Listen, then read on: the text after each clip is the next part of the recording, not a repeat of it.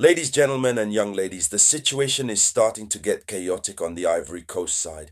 The situation is starting to get very, very severe. Some protesters, who obviously, without really knowing the real things, began to tackle certain goods that they consider as being the property of France, as being assets of French groups. This is the case of one of the stations, which in reality does not belong to France, but which was set on fire on the night of October 22nd to 23rd, 2025. And this station, which you can see there in the picture, was set on fire. And the worst thing is that they set fire and then they film at the same time to send a very, very message strong. When we talk about Cell Station, Station Cell belongs to Vivo Energy, Vivo Ivory Coast. France has no share of action in the account of the Station Celle. France is recognized for total stations and everything that, but if it is those who value these protesters, who believe that France is behind the fourth term of Alessandra Manuatara, some who started to want attack the good of France have started to tackle these stations.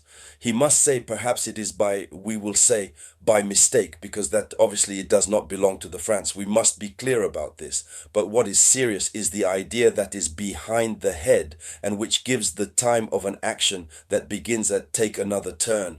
Yes, an action that begins to take another turn. Apart from this aspect, we are witnessing the rise at the entrance into the dance of several cities in the interior of the country since the beginning of the situation of the post-election crisis and the situation demonstrations, marches, and others took place in Yamoussoukro, where there were many demonstrations in Abidjan in some neighborhoods. It is necessary to specify in some neighborhoods. There you go. But today we have a lot other inland cities which add, even if the degree is not still has not yet reached another threshold as such. But the fact that this is becoming widespread becomes very, very worrying. The situation is becoming very, very worrying on the Ivory Coast side. So, in the framework of this conference, Geopolitics, ladies and gentlemen, it is of course of this news that let's talk focused on what is happening on the coast, Ivory Coast.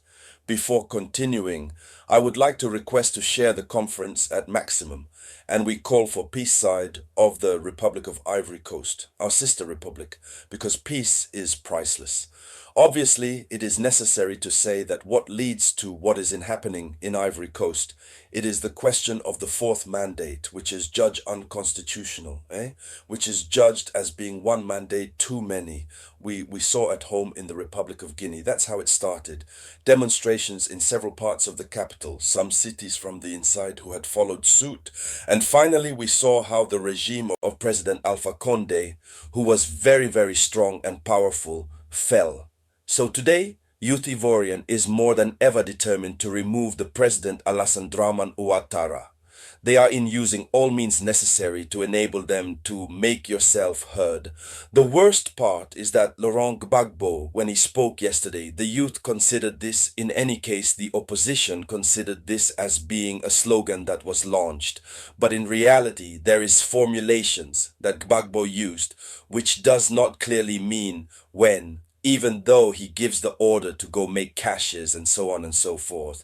But when we analyze under another meaning, we will say that it is, he gave the order, because when he was asked, do you see these protesters? Support? He says, yes, but I support them supports. They are right to oppose a civilian robbery. That's it. For them, it's a blow for Laurent Gbagbo. It's a coup d'état civil, which is in progress. So the people have the right to stand up to defend one's sovereignty against the coup d'etat civil. But the problem is the method which is being used. We has not yet certainly arrived at the stage of popular insurrection.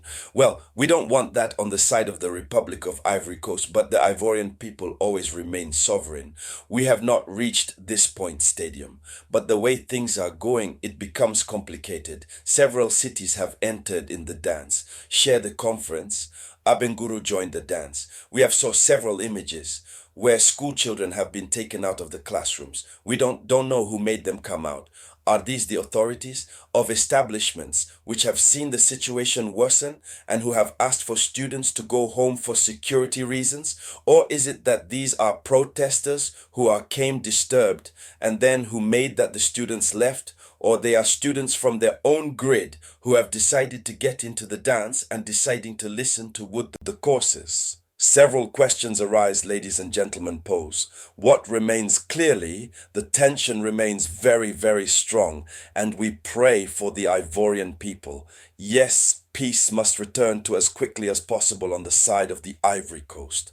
So, there is Guiglo.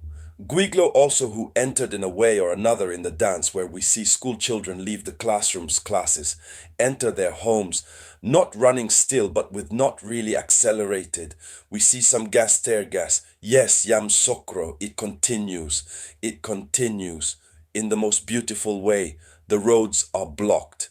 And worst of all is that the roads are stuck. They have the courage. They leave cut down big trees and they deposit on the roads. So, and they have launched the slogan Blue.